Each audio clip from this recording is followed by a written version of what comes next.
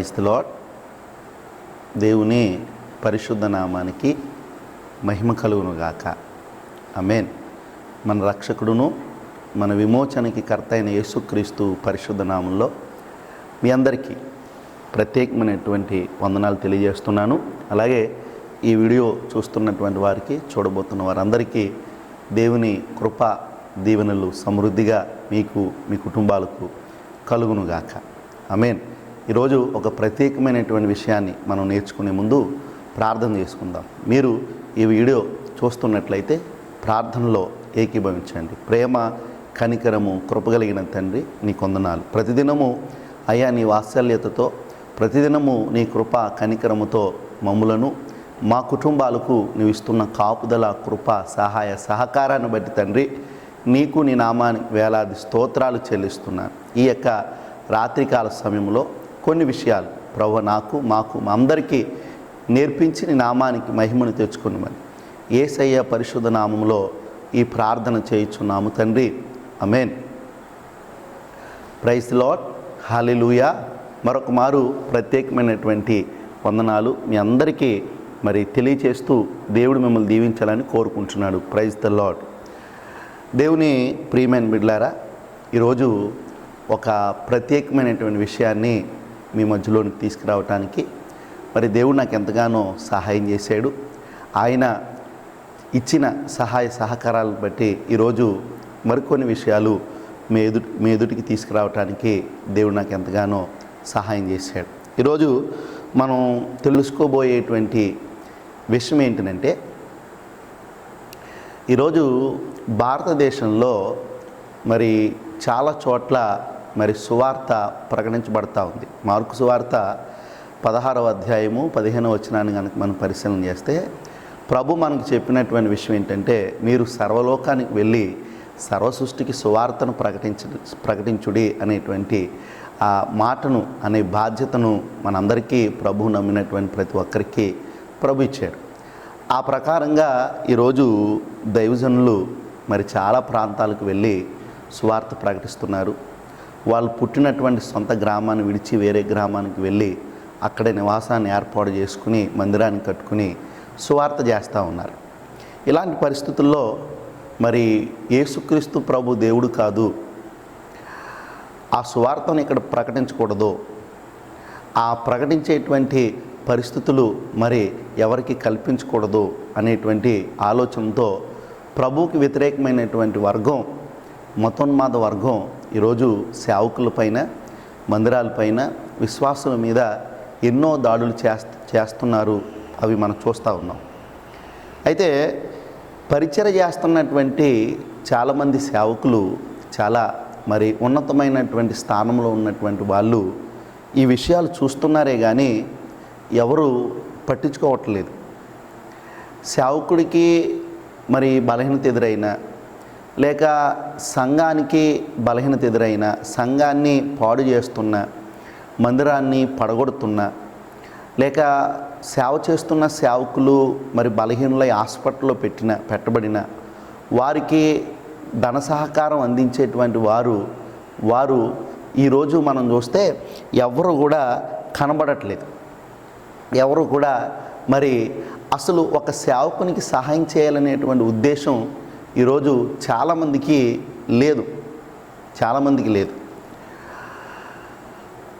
ఎందుకు లేదు అని అంటే, ఎవరి పరిచర్య వారు చేసుకుంటూ, ఎవరి సంఘాన్ని వారు వృద్ధి చేసుకునే పనిలో అందరు నిమగ్నమైపోయారు. కాబట్టి ఒక మందిరాన్ని కూల్చేసినా, ఒక సేవకుని కొట్టినా, ఒక సంఘాన్ని పాడు చేయటానికి ఈనాటి మరి మతోన్మాద ఆ సంస్థలు మరి లేస్తున్నా, ఆ ప్రయత్నం చేస్తున్నా, దాన్ని ఎదిరించటానికి, దానికి ఎదురు తిరిగి నిలబడటానికి మరి బలహీనమవుతున్నటువంటి సేవకుల్ని, సంఘాన్ని బలపరచడానికి ఈరోజు మరి చాలామంది వస్తున్నారు. అలాగే చాలామంది కనుమరుగైపోయేటువంటి పరిస్థితులు ఏర్పడుతున్నాయి. ఈరోజు నేను బాగా పరిశీలన చేసి ఒక విషయాన్ని మీ ఎదుటికి తీసుకుని వస్తూ ఉన్నాను.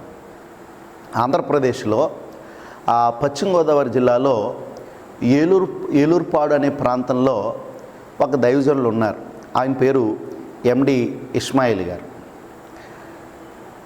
ఈయన సేవా పరిచర్లోనికి ఎలా వచ్చారు, ఈయన సంఘాన్ని ఎలా స్థాపించారు, ఈయన చేస్తున్న కార్యక్రమాలన్నీ మీకు 1 by 1 ఒకటి తర్వాత ఒకటి మీ ఆ యొక్క సమయాన్ని బట్టి అవి మీకు తెలియచేయటానికి నేను ఇష్టపడతా ఉన్నాను. ఎందుకంటే దేవుని ఆత్మ ఒకనిలో నింపబడినప్పుడు ఆ వ్యక్తి దేని కొరకు పోరాటం చేస్తాడు, దేని కొరకు ఆరాటం చెందుతాడు, దేని కొరకు పరుగులెడతాడనే విషయాన్ని ఈరోజు మనం అందరం తెలుసుకోవాలి. ఈరోజు ప్రతి ఒక్కరూ దైవజనులని, ప్రతి ఒక్కరూ గొప్పవారని, ప్రతి ఒక్కరూ దేవుని బిడ్డలని మనం అనుకుంటున్నటువంటి రోజులు ఇవి. అయితే మరి సమస్యలు జరుగుతున్నప్పుడు దేవుని బిడ్డలుగా చలామణి అవుతున్న వారు స్పందించట్లేదు. మందిరాలను కూలుస్తున్నప్పుడు దేవుని బిడ్డలుగా ఉన్నటువంటి వారు స్పందించట్లేదు. సేవ చేస్తున్నటువంటి సేవకులను కొడుతున్నప్పుడు మరి దేవుని బిడ్డలుగా ఉన్నటువంటి వారు స్పందించట్లేదు. ఈ విషయాన్ని మనం కనుక గమనిస్తే ఆనాడు ఫిలిస్తీన్లతో యుద్ధం జరుగుతున్నటువంటి సమయంలో యువతల ఇజ్రాయేలు రాజు అయినటువంటి సౌలు సైన్యం ఉన్నా అవి ఆ ఫిలిస్తీన్లతో మరి యుద్ధం చేయటానికి వీరికి ధైర్యం సరిపోవట్లా, దాక్కుంటున్నారు వీళ్ళు. కానీ చిన్నవాడు ఏమీ తెలియని పరిస్థితుల్లో ఉన్నా, మరి అంత దేహము లేకపోయినా, అంత బలము లేకపోయినా ఫిలిస్తీయులు మరి ఇజ్రాయేలీల ఆరాధ్య దైవం అనే దేవుణ్ణి తిడుతున్నారనేటువంటి రోషం దేవుని ఆత్మాభిషేకం కలిగినటువంటి దావీదులో ఎలా పుట్టుకొచ్చిందో, ఎలా పొంగికొచ్చిందో అవన్నీ మనం చూసాం, అవి మనం పరిశీలన చేస్తాం. ఈరోజు తోటి సేవకుడి మీద నిందలు పడుతుంటే, తోటి సేవకుడిని అవమానిస్తుంటే మరి ఇంకొక సేవకుడు నవ్వుకునేటువంటి పరిస్థితులు ఈరోజు క్రీస్తు శిష్యులుగా, క్రీస్తు బిడలుగా ఉన్నటువంటి మనలో ఎక్కువ కనపడతా ఉన్నాయి. ఒకరి మీద ఒకరికి మరి పడకపోవడం, ఒకరి మీద ఒకరికి మరి స్వార్థ అసూయాలు పెరిగిపోవటం ఈరోజు మనం చాలా చూస్తున్నాం. సరే, ఈ విషయాలన్నీ నేను ఎందుకు చెప్తున్నానంటే ఒక విషయాన్ని మీ ఎదుటికి తీసుకురావాలనే ఆశతో ఈ విషయాన్ని మీకు తెలియజేస్తున్నాను. ఏలూరుపాడులో పరిచర్య జరిగిస్తున్నటువంటి ఎండి ఇస్మాయిల్ గారు, దైవజనులుగా మరి పరిచర్య చేస్తున్నటువంటి ఎండి ఇస్మాయిల్ గారిని మరి గత కొంతకాలంగా నేను పరిశీలన చేస్తూ వచ్చాను. ఇప్పుడు ఆయన చేసేటువంటి పరిచర్య నాకు చాలా కొత్తగా, చాలా ఆశ్చర్యకరంగా, చాలా ఆలోచనకరంగా ఆయన పరిచర్య నాకు కనబడతా ఉంది. ఇప్పుడు ఆయన ఒక సంఘాన్ని నడిపిస్తున్నటువంటి నాయకులు, దైవజనులు. ఆ సంఘానికి విస్తారమైనటువంటి జనసమూహం వస్తున్నటువంటి పరిస్థితులు ఉన్నాయి. అలాంటి పరిస్థితుల్లో ఆ సంఘం కొరకు, ఆ సంఘ విశ్వాసుల కొరకు మరి ప్రయాసపడటం, పోరాటం చేయటం, ఆ సంఘాన్ని కట్టుకోవటం జరుగుతుంది.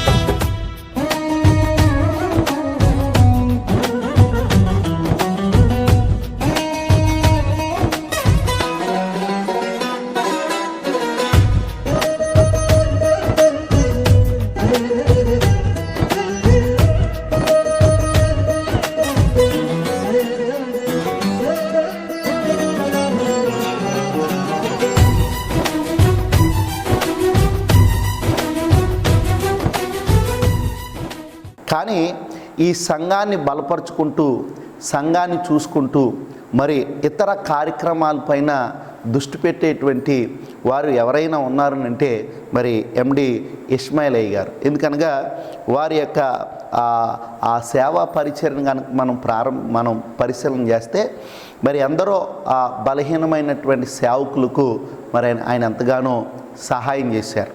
వాస్తవానికి మరి చెరుకు వాళ్ళలో ఉన్నటువంటి సహోదరులు కుటుంబరావు గారు మరి హాస్పిటల్లో పెట్టబడినప్పుడు వారికి ఆర్థిక సహకారం అందించారు.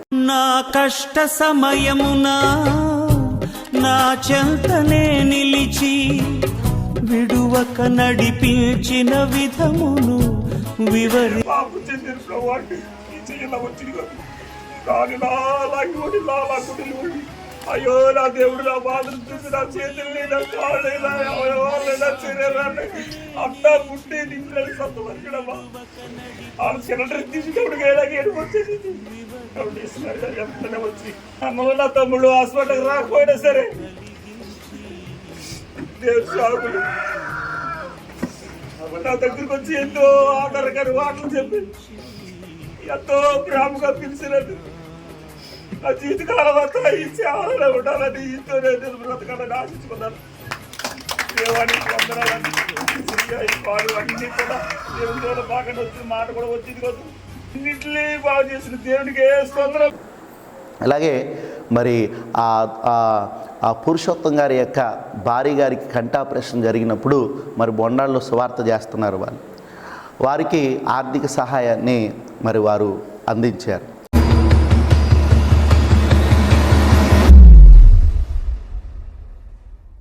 ప్రైజ్ ది లార్డ్ అండి. అందరికీ ప్రభు నామాన్ని వచ్చి వందనాలు తెలియచేస్తూ ఉన్నాము. ఏపీసీపీఏ అనే ఆర్గనైజేషన్ లో మా ప్రియులు పురుషోత్తం గారు, పాస్టమ్ గారు సభ్యులుగా కొనసాగుతూ ఉన్నారు. మరి ఈ మధ్య కాలంలో పాస్టమ్ గారికి కంటి ఆపరేషన్ చేయించుకునేటటువంటి పరిస్థితి ఏర్పడింది. అందులో భాగంగా దైవజనుల యొక్క పరిస్థితిని బట్టి ఏపీసీపీఏ సభ్యులందరూ కూడా కలిసి మండలంలో ఎవరికి ఏ చిన్న కష్టం వచ్చినా మా సభ్యులందరూ కూడా ప్రతి సేవకుడు కష్టంలో ఉన్నారంటే, బాధపడుతున్నారంటే వారిని సందర్శించి వారికి ఎంతో కొంత ప్రోత్సాహకరంగా ఉండేటటువంటి కొంత ఆర్థికపరమైనటువంటి సహకారం అందిస్తూ కొన్ని సంవత్సరాలుగా వస్తూ ఉన్నాం. అందులో భాగంగా మరి ఈరోజు పాస్టమ్ గారు ఆపరేషన్ చేయించుకున్నారు. సభ్యులందరం కూడా మేము ఆలోచన చేసి పాస్టర్ గారి కుటుంబానికి కొంత ఆర్థిక పరమైనటువంటి సహకారాన్ని అందిస్తూ ఉన్నాం. జిల్లాలోను రాష్ట్రంలో ఉన్నటువంటి సేవకులందరూ కూడా ఎవరికి కష్టం వచ్చినా మేము ఏ విధంగా అయితే మరి సహవాసంగా ఉండి మరి ఒక్కొక్క సేవకుడికి తోడ్పడుతూ ఉన్నామో, మీరు కూడా మీ తోటి సేవకుల ఎడల ఇట్టి ప్రేమను చూపించాలని మరొకసారి మీ అందరికీ మనవి చేస్తూ ఉన్నాం. ఏపీసీపీఏ మరి సహవాసం ద్వారా మరి ఆర్థికంగా సహాయం చేయడమే కాకుండా మరి ఎవరైనా సేవకులు సేవా సంబంధమైనటువంటి అవసరతల్లో ఉంటే అలాంటి వారిని కూడా సందర్శించి వారి అవసరానికి తగ్గట్టుగా మేము వారికి సహకారాన్ని అందిస్తూ ఉన్నాం. అలాగే సేవకులు పడుతున్నటువంటి సేవాపరమైన ఇబ్బందులు ఏవైతే ఉన్నాయో, మతోన్మాదుల నుండి కానివ్వండి, సామాజిక పరంగా కానివ్వండి, ఏ కోణంలో ఉండైనా బాధ అనేటటువంటిది వారు అనుభవిస్తున్నప్పుడు మరి మా టీం అంతా కూడా ఒక ప్రత్యేకమైనటువంటి సమన్వయంతో పనిచేస్తూ ఆ ప్రాంతానికి వెళ్ళి ఆ సేవకుడిని సందర్శించి వారిని బలపరిచి వారిని ఆదరించి వారికి ఏ విధమైనటువంటి తోడ్పాటు అవసరం అవుతుందో ఆ తోడ్పాటు సహకారం ఈ ఆర్గనైజేషన్ ద్వారా అందించబడుతూ ఉంది. కాబట్టి మరి ఇలాంటి ఎన్నో కార్యక్రమాలు ఏపీసీపీఏ ద్వారా జరుగుతూ ఉన్నాయి. సాటి క్రైస్తవ సహోదరులు, సహోదరీలు, దైవజనులు మేము ఏ విధంగా అయితే ఇతరులకు తోడ్పడుతున్నామో మీరు కూడా మీ వంతుగా మీ తోడ్పాటు ఇటువంటి దైవజనులకు, బాధలో ఉన్నటువంటి వారికి అందించేటటువంటి ఒక చక్కని స్నేహపూర్వకమైనటువంటి సహాయ సహకారాలు మీరు కూడా మీ పక్క వారికి, పొరుగు వారికి అందించాలని తెలియజేస్తూ ఈరోజు పాస్టమ్ గారికి జరిగినటువంటి కంటి ఆపరేషన్ కి సంబంధించి కొంత ఆర్థిక పరమైనటువంటి సహకారాన్ని ఏపీసీపీఏ ద్వారా జిల్లా అధ్యక్షులు అలాగే కార్యవర్గం ఈరోజు ఆ కార్యాచరణ జరిపిస్తున్నారు. అందరూ మరి అమ్మగారి కొరకు కూడా మరి దైవజనుల కొరకు ప్రార్థించారు. జిల్లా అధ్యక్షులు అలాగే కార్యవర్గ సభ్యులు మరి వారి యొక్క ప్రోత్సాహాన్ని మరి అయ్యగారికి ఏపీసీపీఏలో మరి ఉన్నతమైనటువంటి సేవలు అందిస్తున్నటువంటి దైవజనులు పురుషోత్తం గారికి అందించడం జరిగింది. అలాగే మరి చెరుకువాడ నూతుగొట్టి ప్రాంతంలో పరిచయం చేస్తున్నటువంటి దైవజనులు కుమారుడి యొక్క ఆపరేషన్కి ఆయన ఆర్థిక సహకారాన్ని అందించారు. ఆర్థిక సహాయం ఇచ్చిన ప్రతి ఒక్కరు కూడా ప్రత్యేక వందనాలు తెలుస్తున్నాను. ఇంకా బాబు మంచి ఆరోగ్యం పొందుకోవాలని మీ అందరికీ ప్రార్థన జ్ఞాపకం చేసుకోండి. దేవుడు మీరు చేసిన ప్రతి సహాయానికి దేవుడు ప్రతిఫలం ఇచ్చడం. అలాగే ప్రియమైన దేవుని బిడ్డలారా, మరి పాములపర్రు ఆ ప్రాంతంలో పరిచర్య చేస్తున్నటువంటి దానియేలు గారి చర్చిలో మరి దొంగలు పడి మరి వారికి ఉన్నటువంటి మైక్ సిస్టాన్ని దొంగిలించినప్పుడు వారి దగ్గరికి వెళ్ళి వారికి సహాయము అందించారు. ఇది ఏపీసీపీఐ దృష్టికి రాగా వెంటనే ఏపీసీపీఐ కార్యవర్గం అంతా స్పందించి వచ్చి సేవకులను పరామర్శించి వెంటనే ఉండి పోలీస్ స్టేషన్లో తీసుకెళ్లి ఫిర్యాదు చేయడం జరిగింది. దానికి అన్నయ్య గారు మా టీం అంతా వచ్చి మరి కొంత సహాయం అందించారు. మీ అందరికీ నా వందనాలండి. ఒక సేవకుడికి అండగా నిలబడడం అనేది నిజంగా ఈరోజు ప్రతి ఒక్కరు కూడా గుర్తించదగినటువంటి మరి ఇలాంటి కార్యక్రమాలు ఏపీసీపీఐ తరపున కొంత ఆర్థిక సహాయం అందించడం జరిగింది. అలాగే రాబోయే దినాల్లో కూడా మా యొక్క ఈ ఏపీసీపీఐ ద్వారా దైవ సేవకులకి అనేక కార్యక్రమాలు చేయాలనే ఆలోచనతో ముందు నడుస్తున్నాం.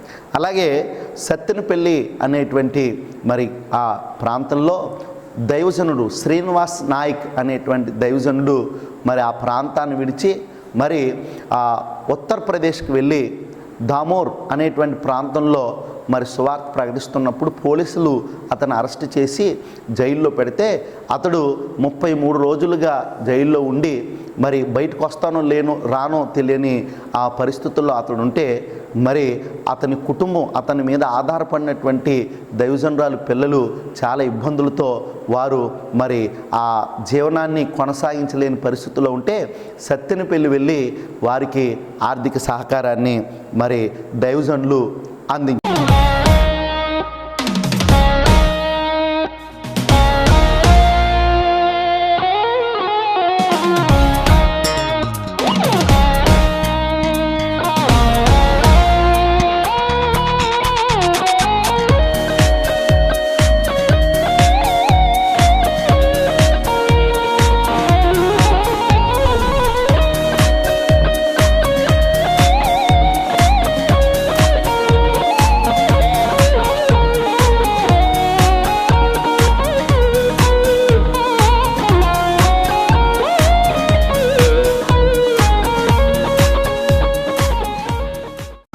నాయక్ గారు ఇప్పటికి 12 రోజులైంది ఉత్తరప్రదేశ్ జైల్లో ఆయన ఉన్నారు. ఆయనకి ప్రస్తుతం అయితే బెయిల్ ఇంకా మంజూరు చేయబడలేదు.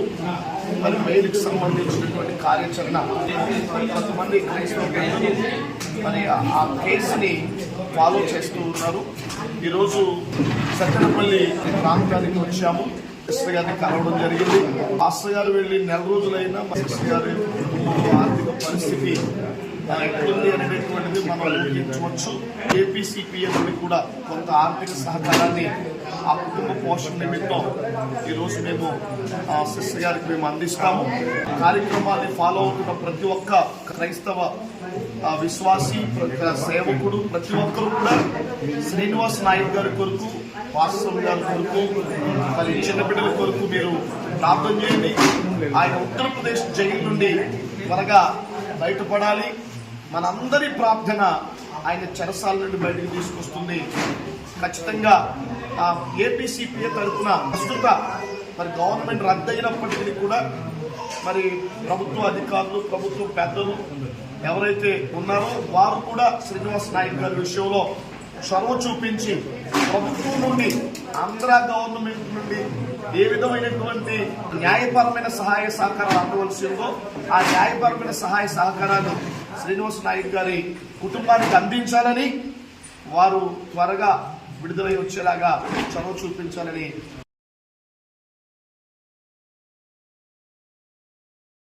మా ఏపీసీపీఐ మా వంతుగా మా టీం ఆర్థికంగా సహాయపడమే కాకుండా దైవజనులు రాజు గారు మన విశాఖపట్నం కచేరీ నిమిత్తం వెళ్ళి వస్తూ ఉన్నప్పుడు ట్రైన్ లో పడుకున్నప్పుడు ఫోను పర్సు 2 కొట్టేయడం జరిగింది. అప్పటి నుంచి ఫోన్ లేదు. మా ఏపీసీపీఐ టీం ఆలోచించి తమ్ముడికి ఒక చక్కని ఫోన్ ప్రజెంటేషన్ చేస్తూ ఉన్నాము. ఏపీసీపీఐ ఆర్గనైజేషన్ ద్వారా తమ్ముడికి ఈ ఫోన్ ని బహుకరిస్తున్నాము.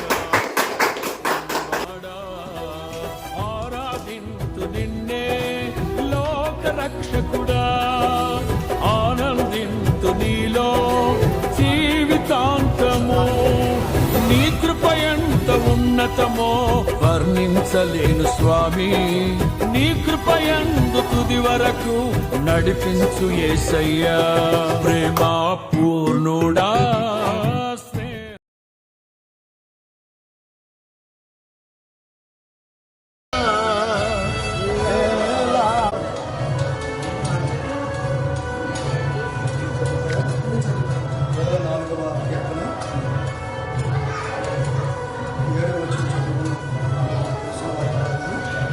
సుబ్బలక్ష్మి గారు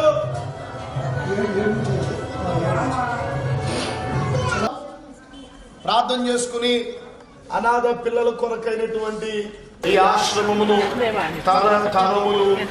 తరతరములు ఆశీర్వాదకరంగా నిర్వహింపబడి ఈ ఆశ్రమముల నుండి ఈ సమాజాన్ని ప్రభావితం చేసేటటువంటి గొప్ప శక్తివంతమైనటువంటి పిల్లలు ఈ సమాజానికి లేపబడి అందించబడును గాక. తండ్రి యొక్కయు కుమారుని యొక్కయు పరిశుద్ధాత్మ యొక్క నామములో ఈ గదిని ప్రారంభిస్తున్నాను.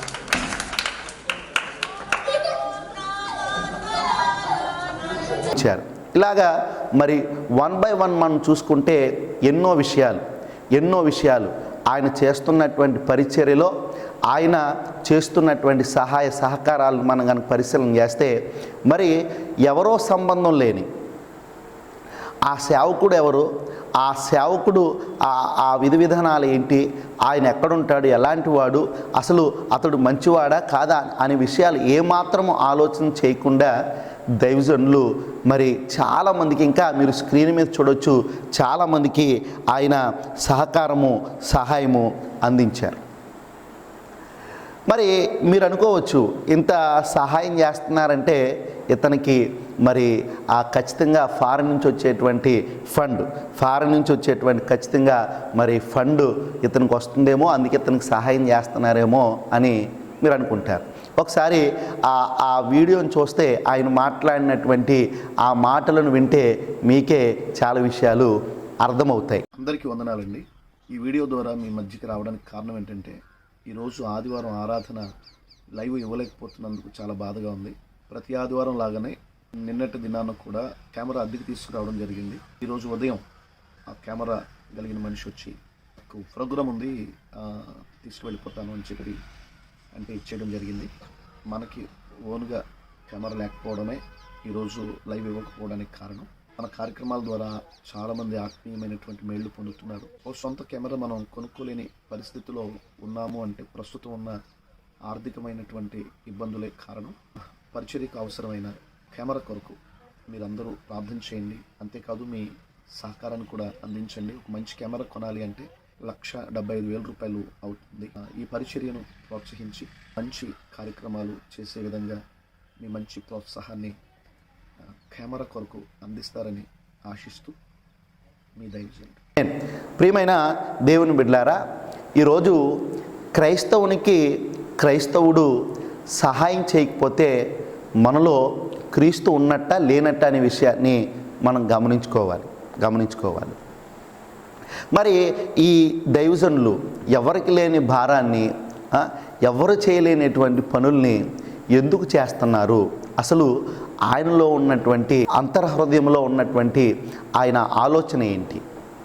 ఒకవేళ ఇలా ఆ సేవా పరిచర్య చేసి ఆయన ఏదైనా పదవిని ఆశిస్తున్నారా, ఆయన ఎక్కడికో వెళ్ళాలని అనుకుంటున్నారా అనే విషయాన్ని కనుక మనం పరిశీలన చేస్తే బోల్డ్ అనే విషయాలు, మనకు చాలా విషయాలు మరి నేను తెలుసుకున్నాను. ఆ విషయాలు మీకు తెలియజేస్తాను. క్రైస్తవుడు దేవుని ప్రేమను పొందడమే కాదు, దేవునికి తిరిగి ప్రేమనివ్వడం కూడా నేర్చుకోవాలి.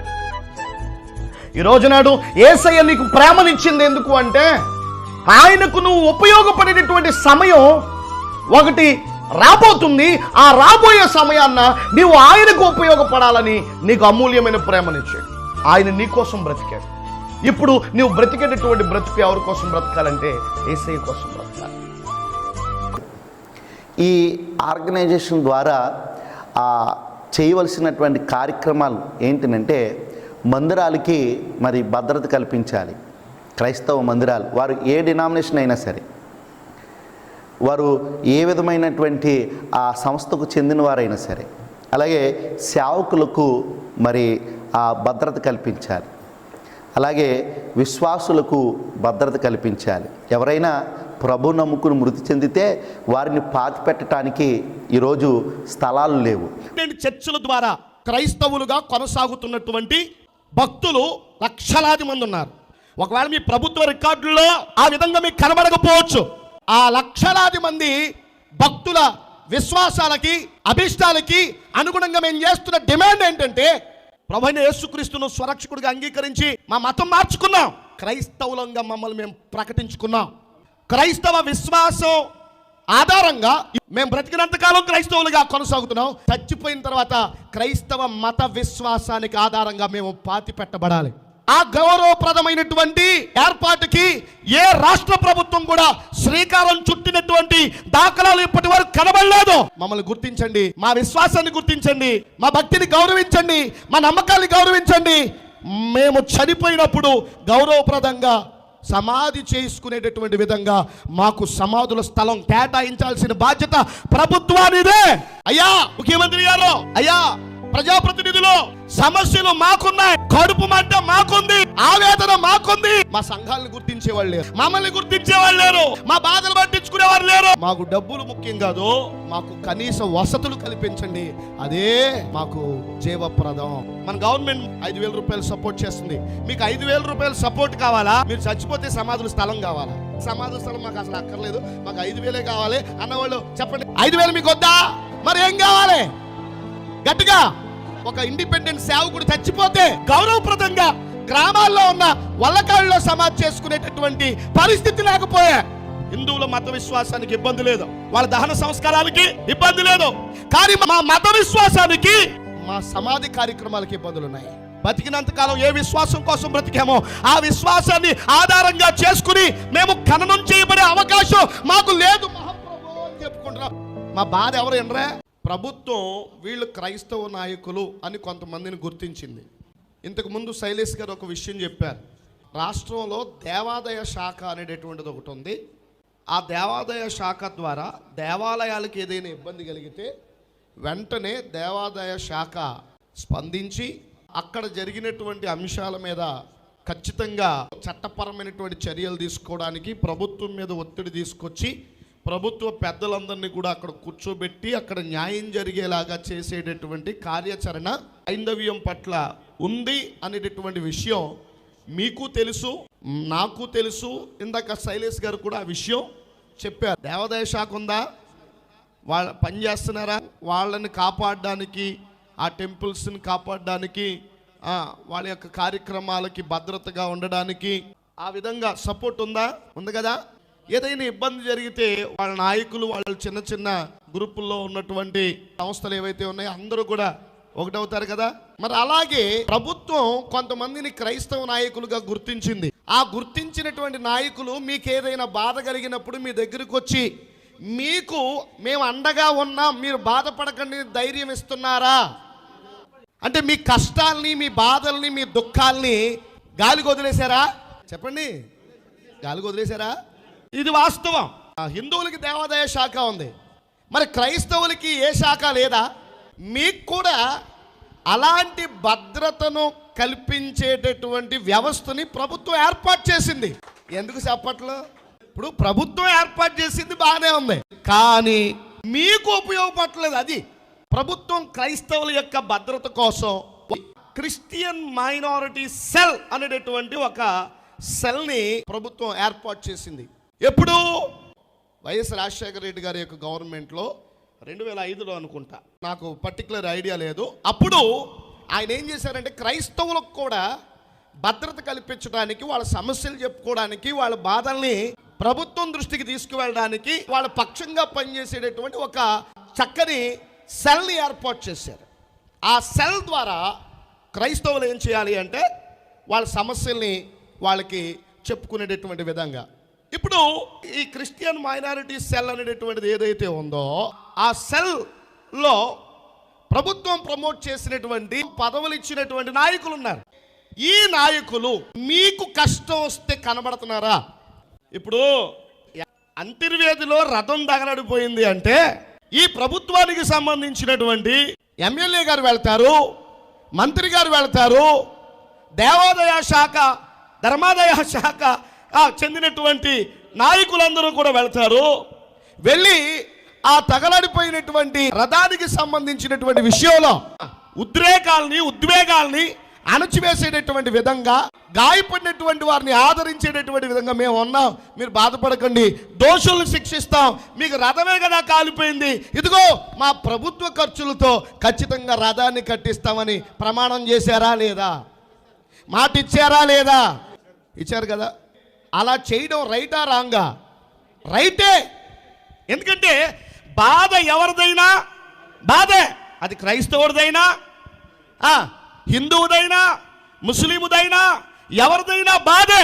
మీది గుడే, మాది గుడే, మీది భక్తే, మాది భక్తే. అయితే ఇక్కడ గమనించాల్సిన విషయం ఏంటంటే ప్రభుత్వం పెద్దన్న పాత్ర పోషించాలి. ప్రభుత్వం కుటుంబం లాంటిది కాబట్టి కుటుంబంలో సమస్యలు వస్తాయి. సమస్యలు వచ్చినప్పుడు పెద్దోడికి సమస్య వచ్చినా, చిన్నోడికి సమస్య వచ్చినా, ఎవరికి సమస్య వచ్చినా సమానంగా తండ్రి ప్రేమ చూపించాలి కదా, చూపించాలి.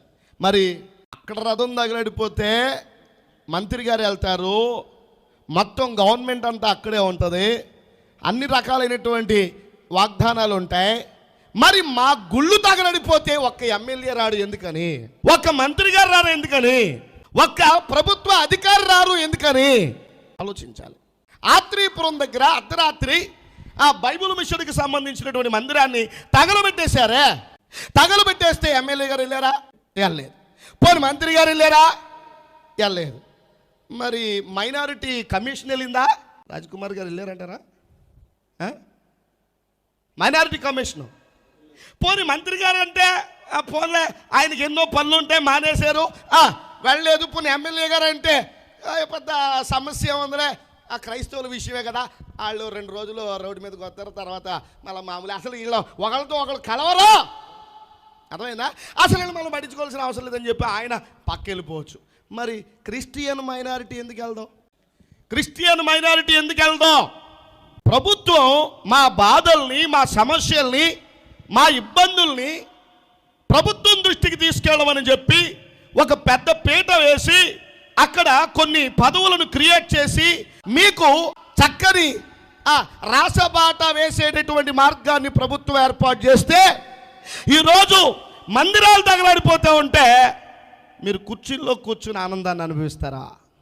ఇది మా ఆవేదన, ఇది మా గుండెల్లో బాధ. మేము ఎలా చెప్పుకుంటాం? మా బాధ ఎలా కనబడుతుంది? మా ఇబ్బంది ఎలా కనబడుతుంది? మీకు విషయం తెలుసా?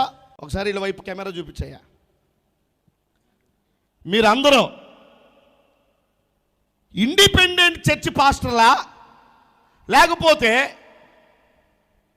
ప్రభుత్వం ఒక వర్గాన్ని క్రైస్తవులుగా గుర్తించింది, ఆ వర్గానికి చెందినటువంటి చర్చ్ పాస్టర్లా? మీరెవరో చెప్పండి గట్టిగా. ఇండిపెండెంట్ చర్చ్ పాస్టర్లు మీరు. కానీ ఒక విషయం మీకు తెలుసా? అసలు మిమ్మల్ని ఎన్ని గవర్నమెంట్లు మారినా మిమ్మల్ని చర్చి పాస్టర్లుగా గుర్తించలేదనే విషయం మీకు తెలుసా? మిమ్మల్ని పాస్టర్లుగా ఎవరు గుర్తించట్లే, మీరే బైబిల్ ఎట్టుకుని తిరుగుతున్నారు అంతే. అర్థమైందా? మిమ్మల్ని పాస్టర్లు అనుకోవట్లే గవర్నమెంట్. గ్రహించండి, అర్థం చేసుకోండి. ఇది ఫ్యాక్ట్ అండి, ఇది అక్షర సత్యం. మీకు విషయం తెలుసా? ఇండిపెండెంట్ చర్చి పాస్టర్లకు సంబంధించినటువంటి వ్యక్తులు ప్రభుత్వం దగ్గర ప్రభుత్వం గుర్తించినటువంటి సేవకులుగా ఉన్నవాళ్ళు ఎంతమంది ఉన్నారు? ఎవరున్నారు? లేరు. మరి ప్రభుత్వం ఎవరిని గుర్తిస్తుంది? పాస్టర్లుగా ఎవరిని గుర్తిస్తుంది? క్రైస్తవులుగా ఎవరిని గుర్తిస్తుంది? ఇండిపెండెంట్ చర్చి పాస్టర్ని గుర్తించట్లేదు. తెలుసుకోవాలి, మీరు తెలుసుకోవాలి. అందుకే మీకు సంఘాలు ఉన్నాయి, మీకు విశ్వాసులు ఉన్నారు. మీ దగ్గర 100 మంది ఉండొచ్చు, 200 మంది ఉండొచ్చు, 400 మంది ఉండొచ్చు, 500 మంది ఉండొచ్చు, 800 మంది ఉండొచ్చు. అయినా వాళ్ళు క్రైస్తవులు కాదు, ఆయన గారు పాస్టర్ గారు కాదు ప్రభుత్వం దృష్టిలో. అర్థమైందా? ఇది నిజం. ఇలాంటి విషయాల మీద చర్చించే పాస్టర్లు ఎవరున్నారు? ఇలాంటి విషయాల్ని ప్రభుత్వం దగ్గరికి తీసుకెళ్లేటటువంటి నాయకులు ఎవరున్నారు? నేను ఈ మధ్యకాలంలో క్రైస్తవ నాయకులు ఒక స్థాయి లీడర్స్తో నేను సహవాసాన్ని కొనసాగిస్తున్నాను. ఈ సహవాసంలో ఆ స్థాయి ఉద్యమ స్ఫూర్తితో నా క్రైస్తవ్యానికి న్యాయం జరగాలని చెప్పి పోరాట స్ఫూర్తితో ఏ నాయకుడైతే బయటకు వచ్చాడో అలాంటి నాయకులు కొంతమంది చెప్తున్న మాట ఏంటో తెలుసా? మన చీఫ్ మినిస్టర్ గారు కొంతమంది బిషప్స్ని క్రైస్తవ నాయకులుగా గుర్తించి ముఖ్యమంత్రి గారితో సమావేశం ఏర్పాటు చేయబడినప్పుడు ఆ సమావేశంలో వాళ్ళు చెప్పుకునే విషయాలు ఏంటో తెలుసా అండి? నాకు ఆ బ్రదర్స్ చెప్పినటువంటి విషయం ఏంటంటే, అన్నా వీళ్ళెవ్వరికి క్రైస్తవ సమస్యల మీద చిత్తశుద్ధి లేదు. వాళ్ళు చీఫ్ మినిస్టర్ గారితో లేదా ఒక మంత్రి గారితో సమావేశమైనప్పుడు కూర్చుని మాట్లాడుకునే విషయాలు ఏంటో తెలుసా? వాళ్ళ స్వలాభాల గురించి చెప్పుకుని వెళ్ళిపోతున్నారు. జై అంటే జై అనుకుని అని చెప్పారు. వేటి గురించి అంట? వాళ్ళ స్వలాభాలు, వాళ్ళ వ్యక్తిగత ప్రయోజనాల గురించి, వాళ్ళ సంస్థల గురించి, వాళ్ళు నడిపిస్తున్నటువంటి వాళ్ళ ప్రయోజనానికి సంబంధించిన కార్యక్రమాలు ఏవైతే ఉన్నాయో వాటికి సంబంధించిన పనులు అడిగేసేసి చాపు చుట్టేసుకుని వెళ్ళిపోతున్నారంట. అందుకే ఎన్ని ప్రభుత్వాలు మారినా ఇండిపెండెంట్ చర్చి పాస్టర్ల యొక్క సమస్యలుగానే ఉన్నాయి. అందుకే నేను ఒక డిమాండ్ పాస్ చేస్తున్నాను ఇప్పుడు. ఆ డిమాండ్ ఏంటంటే, మెయిన్ లైన్ చర్చి పాస్టర్లు కాదు, మెయిన్ లైన్ చర్చి పాస్టర్ల కంటే ఇండిపెండెంట్ చర్చి పాస్టర్లు ఎంతమంది ఉన్నారో తెలుసా అండి? వాళ్ళు ఒక వంతుంటే మనం 4 రెట్లు ఉన్నాం. ఇప్పుడు ప్రభుత్వానికి 1 రెట్టు ఉన్నటువంటి సేవకుల్ని గుర్తించటం ఎంత ముఖ్యమో అంతకంటే 4 రెట్ల మందిగా ఉన్నటువంటి ఇండిపెండెంట్ చర్చి పాస్టర్ని గుర్తించాలి. వాళ్ళు గుర్తించడమే కాదు, ఈ 1 వంతు ఉన్నటువంటి పాస్టర్లని, రెవరెండ్లని, బిషప్లని ఎలాగైతే ప్రభుత్వం దగ్గరకు తీసుకుని మీ సమస్యలు ఏంటని అడిగి తెలుసుకుంటుందో, మమ్మల్ని కూడా దగ్గరకు తీసుకుని మా సమస్యల్ని తెలుసుకోవాలి. ఇది మన డిమాండ్. ఇలా మరి అనేకమైనటువంటి ఆ కార్యక్రమాల మీద అనేక రకాల సౌకర్యాల కోసం పోరాటం చేసేటువంటి గొప్ప వ్యక్తిగా ఈరోజు మన మధ్యలోనికి వచ్చినటువంటి నాయకులు ఎండి ఇస్మాయిలయ్య గారు. ఆయన ఎన్ని పోరాటాలు చేశారో, ఎంత ప్రయాసపడ్డారనే విషయాన్ని మీరు స్క్రీన్ మీద చూడొచ్చు. మీకు చాలా విషయాలు అర్థమవుతాయి. ఒక గౌరవప్రదమైన ప్రజాగ్రహానికి గురయ్యేటటువంటి రీతిలో మాట్లాడడం ఎంతవరకు సమంజసం? ఒక పై అధికారిగా